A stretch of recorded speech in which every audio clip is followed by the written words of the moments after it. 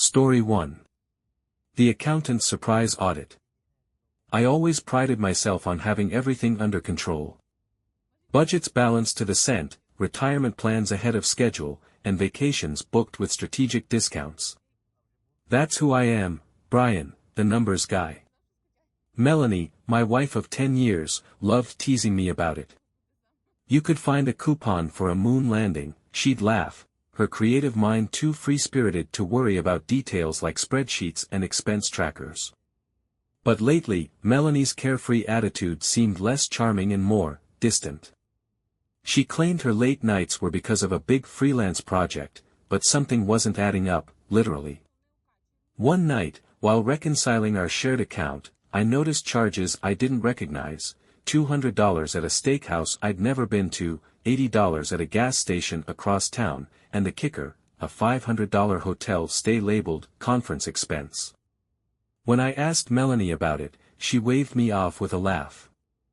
Oh, those? Just work stuff. Meetings and networking dinners. You know how it is. Her tone was light, but I caught a flicker of something in her eyes, a crack in the facade. Still, I didn't push it. Yet. The final straw came when I found a receipt tucked into her jacket pocket for a piece of jewelry, a gold bracelet engraved with 2M. It wasn't for me, and Melanie certainly hadn't shown it off. That night, I opened her social media. Her posts were all smiles and sunsets, captions about how blessed she felt, but one photo caught my eye. In the background, half hidden but unmistakable, was a man I didn't know, tall, broad-shouldered, and too close to my wife for comfort. His name was Carter. A quick reverse search on Melanie's friends list confirmed he was her coworker. I wasn't going to handle this alone. My sister Rebecca, a private investigator, had seen more than her fair share of betrayals. When I called her, she didn't hesitate. Within days, Rebecca had everything I needed. Carter wasn't just a coworker, he was Melanie's business dinner partner. They'd taken trips together, paid for with money siphoned from our joint savings. Rebecca even found footage of them at a hotel, his hand on her waist as they checked in. It's worse than I thought, Rebecca said, her voice tight with anger. But you're not going to let her get away with this, right? No, I replied, my chest tightening. I'm going to do this my way. Our 10th wedding anniversary seemed the perfect opportunity for Melanie to play the loving wife. I booked a fancy dinner at her favorite restaurant and let her think everything was fine. She wore the bracelet, his bracelet. Halfway through the meal, I slid a manila folder across the table. Happy anniversary, I said, my voice calm. Melanie's smile faltered as she opened it. The folder contained bank statements, credit card receipts, and photos of her and Carter together. Her face turned ashen as she flipped through the evidence. Brian, she stammered, this isn't what it looks like. Oh, it's exactly what it looks like, I said, leaning back. You've been stealing from me to fund your little romance. And now? The house is in my name. The joint accounts? Closed. You're left with whatever you have stashed on your own, if Carter hasn't drained that, too. She tried to regain control, tears welling up as she accused me of being paranoid and controlling. But when I showed her the hotel footage, her denials crumbled. The heartbreak hit me harder than I expected. I had trusted her with everything, our finances, our life, my heart, and she had turned it into a lie. I loved you, I said, my voice breaking. I trusted you, Melanie. And you turned our life into a joke. Her tears came thick and fast. I didn't mean for it to go this far, she sobbed. Carter doesn't mean anything to me. I made a mistake. Funny how you only regret it now, I said, shaking my head. I didn't stop with divorce papers. Carter was a serial cheater, and Rebecca unearthed his entire history of affairs. I anonymously sent the evidence to his wife. By the end of the week, Carter's marriage was in shambles, his wife demanding everything in their divorce. Melanie. She was left with nothing, no lover, no husband, no reputation. As for me, I filed for divorce the next morning, citing irreconcilable differences. I moved out of the house, leaving Melanie to deal with the fallout alone. With Rebecca's help, I started over. I didn't just survive the betrayal, I thrived, finally free of someone who didn't value me. Sometimes, endings are just new beginnings in disguise, I reflect now, months later. I'm happier than I've been in years, rebuilding my life with people who truly care about me. But I still wonder, would you have handled it differently? Or did I get it right? Story 2. The Cabin of Secrets. It began with a knock at the door. Not the usual friendly tap from a neighbor or the hurried rattle of a delivery driver, but a deliberate, measured knock that seemed to reverberate through Sophia's entire house.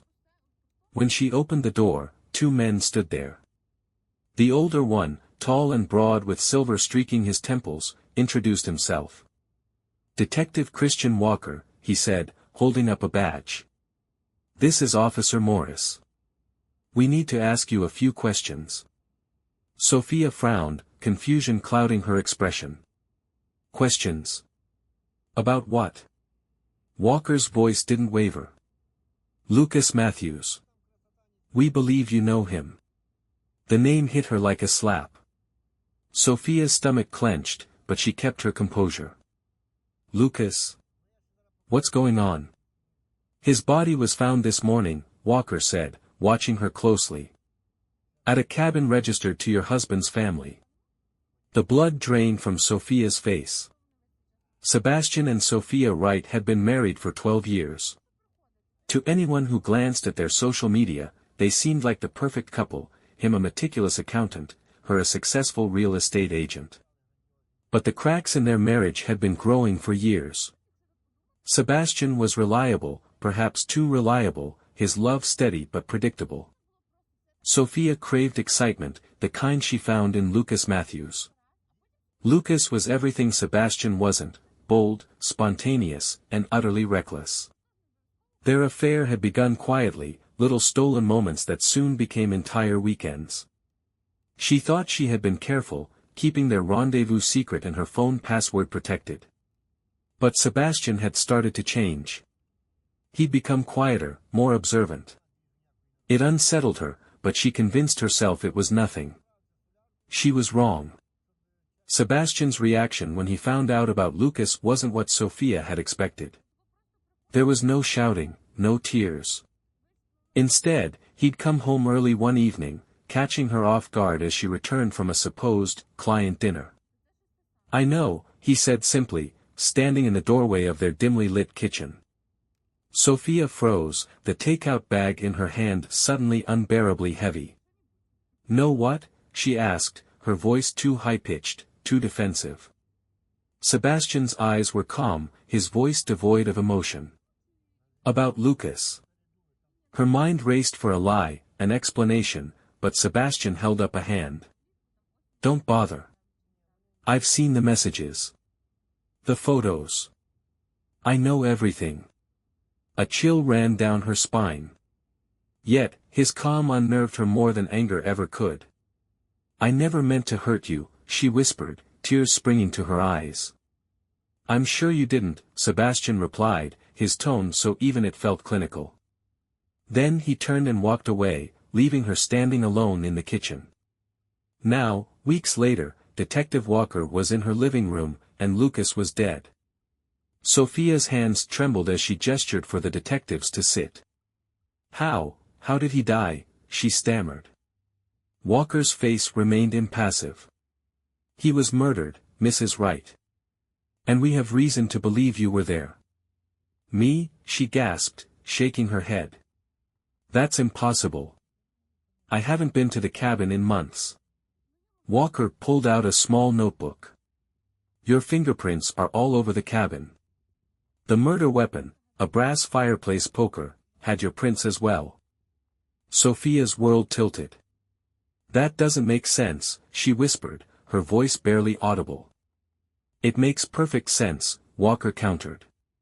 We also have text messages arranging a meeting at the cabin the night Lucas was killed. Sent from your phone. Sophia's mind reeled. But I didn't, her voice trailed off as a chilling realization struck her. Sebastian. The pieces began to fall into place. His eerie calm, his sudden nights out, the way he'd been watching her lately. Sebastian wasn't grieving or processing, he was planning. He had set her up.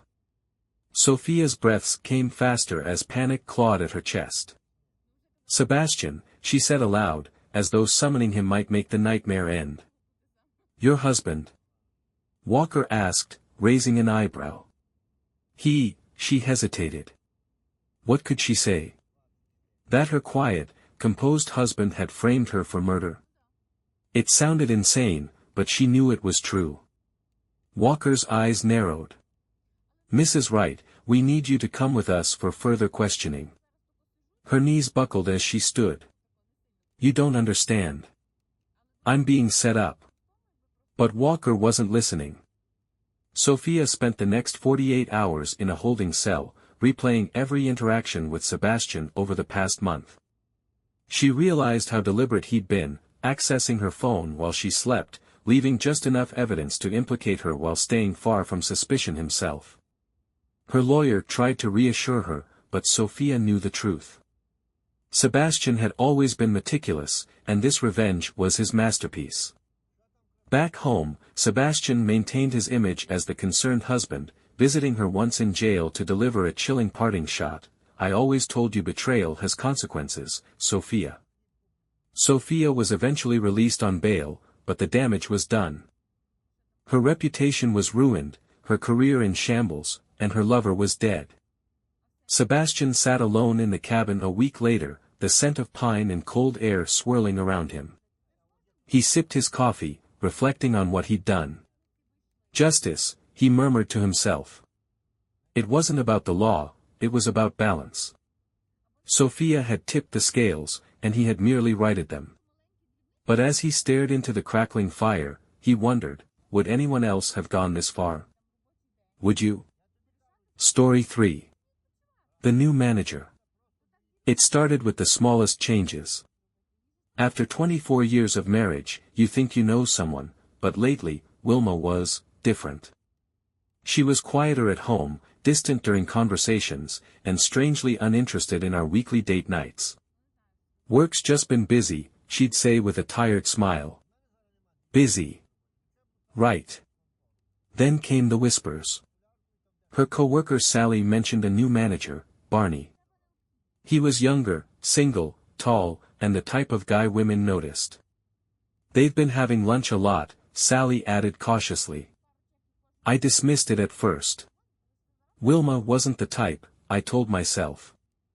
But doubts lingered, especially after I found that new lingerie she hadn't worn for me.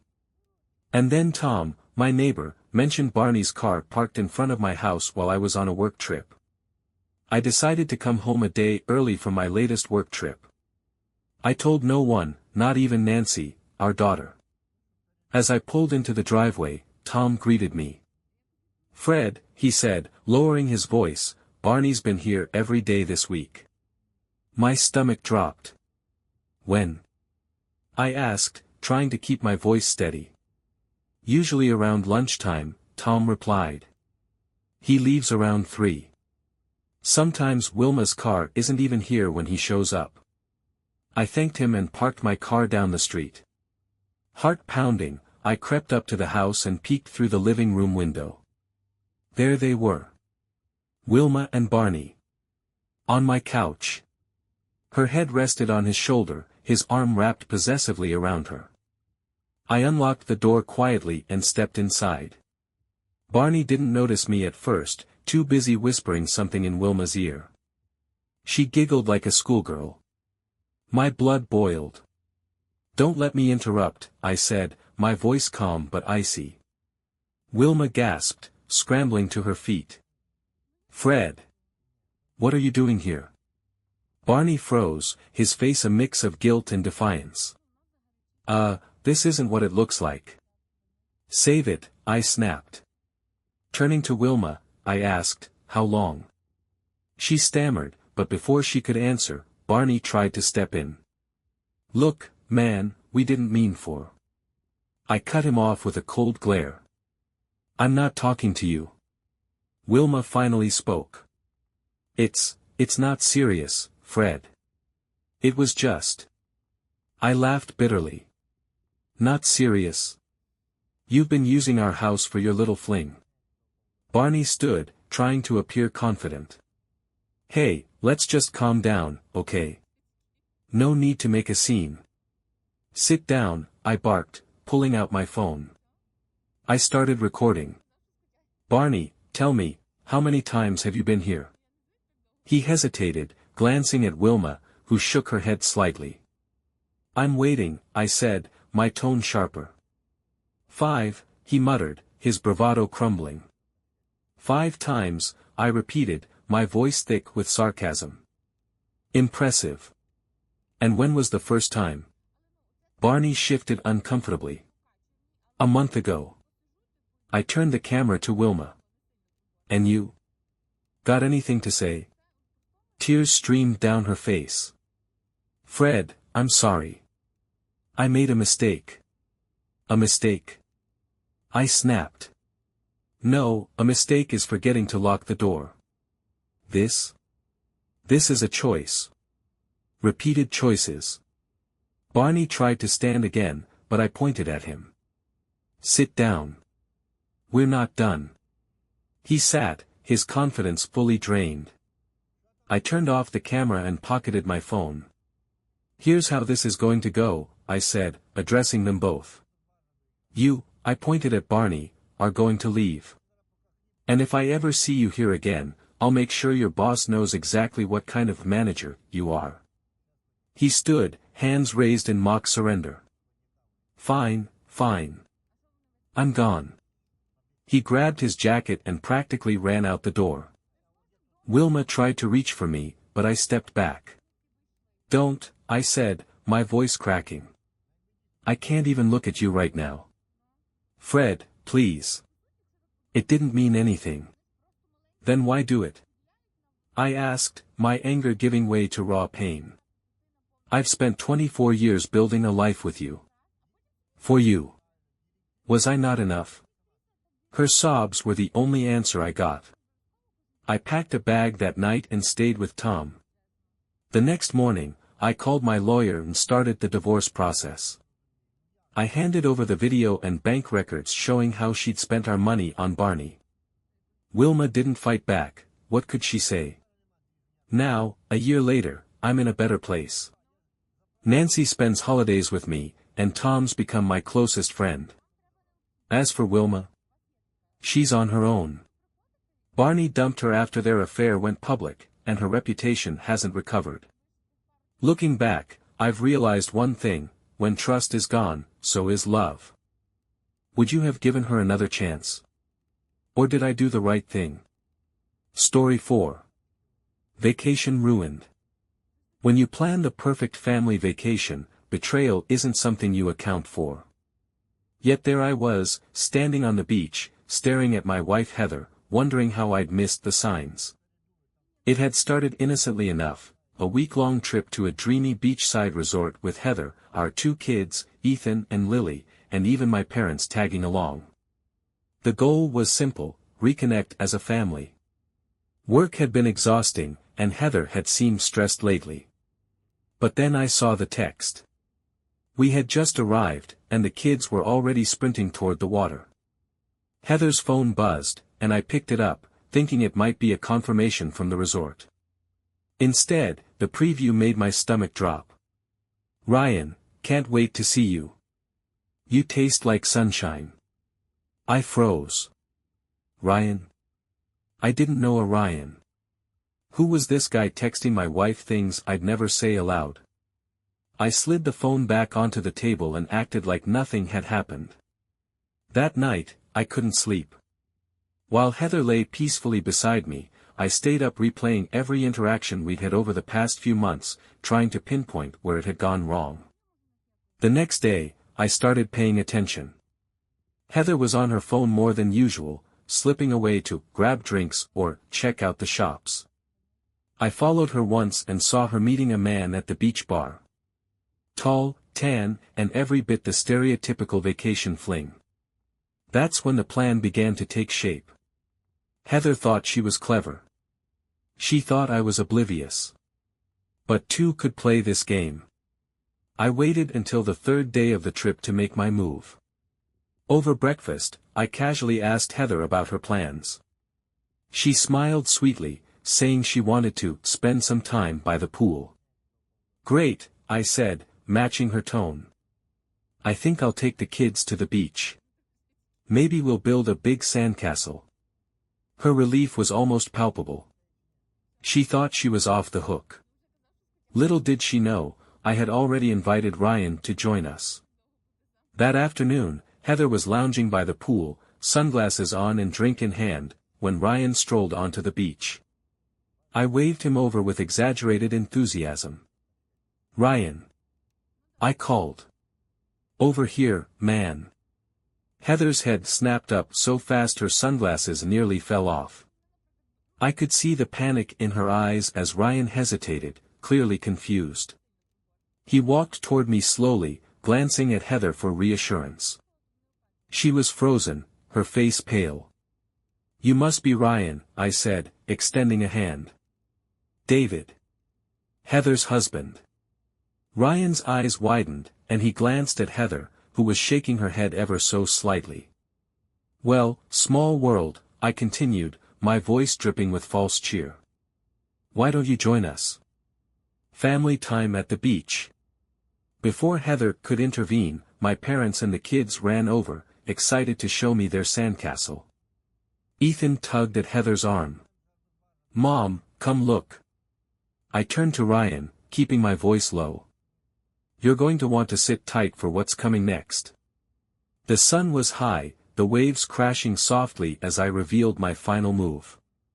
I reached into my bag and pulled out a large envelope.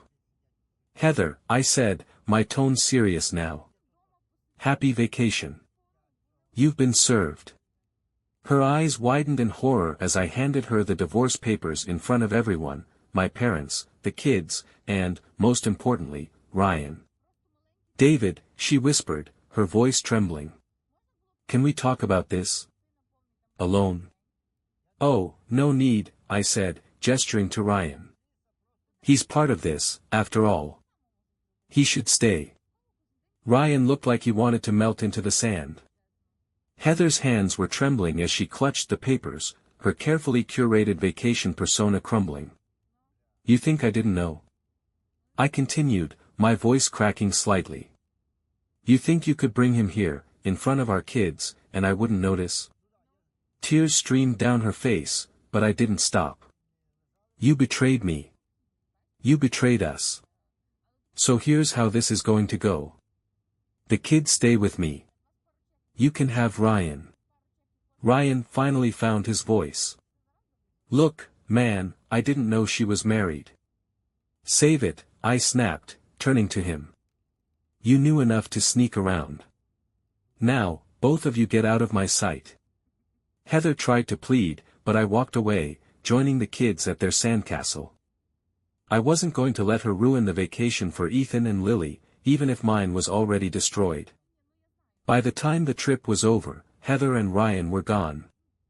Back home, I finalized the divorce, securing custody of the kids. Heather's infidelity had cost her everything, her family, her reputation, and the respect of her children. As I sit here today, watching Ethan and Lily play in the backyard, I can't help but reflect. Heather thought she could outsmart me, but in the end, her betrayal was her undoing. Was public revenge too far? Or was it exactly what she deserved? What do you think? Story 5. The unexpected dinner date. The message pinged on my phone while I was making coffee in the kitchen. Sarah's phone sat on the counter, the screen lighting up with a preview of the text. I glanced at it, intending to ignore it, but the name Jake caught my eye. Can't wait to see you tonight. Same table as last time. Love you, Red Heart. My stomach sank. This wasn't a text from a colleague, a friend, or a work client. My wife of 12 years had just accidentally sent her lover's message to her husband. Sarah had been pulling away for months. Late nights at the office, vague explanations about client dinners, and an increasing disinterest in family time. Our daughter Molly noticed it too. "Why doesn't Mom have dinner with us anymore?" she'd ask, her big eyes filled with confusion. I told myself it was just a busy season at work, that Sarah would come around. But that text shattered any illusions I'd been clinging to. I didn't say anything to Sarah that morning. Instead, I acted normal, kissed Molly goodbye as she left for school, and pretended to head off to work. But I wasn't going anywhere. By noon, I'd tracked down Sarah's dinner reservation. I called the restaurant, introducing myself as a friend of the manager. "I'd like to surprise a guest tonight," I said, weaving a lie about a romantic gesture. They agreed to let me shadow a waiter. That evening, I dressed the part, white shirt, black slacks, apron tied neatly around my waist. I walked into the restaurant through the kitchen, adrenaline pumping. When I stepped into the dining area, I spotted them immediately. Sarah was leaning toward a man I assumed was Jake, her face lit up in a way I hadn't seen in years.